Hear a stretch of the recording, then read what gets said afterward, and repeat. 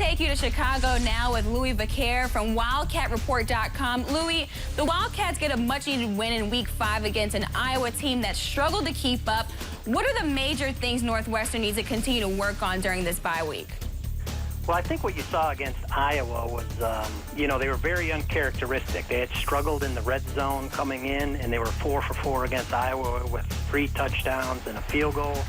And they really did, offensively, they had the running game going, they had the passing game going, so they had that balance. And those are the things I think the offense needs to do moving forward. You know, Clayton Thorson didn't throw for a lot of yards, but he had 3 touchdowns.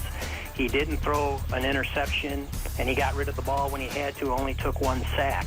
And I think defensively, they played their best game of the year by far. And I think, as those young defensive backs, they've got, 3 of the 4 guys they went into the season with as starters are out now. But those young guys are starting to play more and more, and if they continue to develop, I think they'll be okay on the defensive side of the ball as well. So, the blueprint that they set for Iowa is what they have to do going forward. And we can't talk about Northwestern without mentioning Austin Carr. 3 touchdowns in that game. He's the first Wildcat to do that since 2011. How much of a key player is Austin becoming for this offense?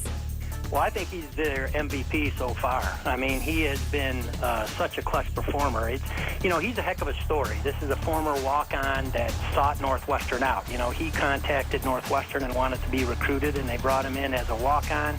And, that's a great story to begin with. And now he's leading the Big Ten in catching, and catches, in yards, and in touchdowns. It's incredible what he's done this season, and it always seems like he's there, for the first down, and he's made some highlight reel catches on, on Saturday. He had that touchdown where he dragged his foot. He had a diving stab on 3rd down.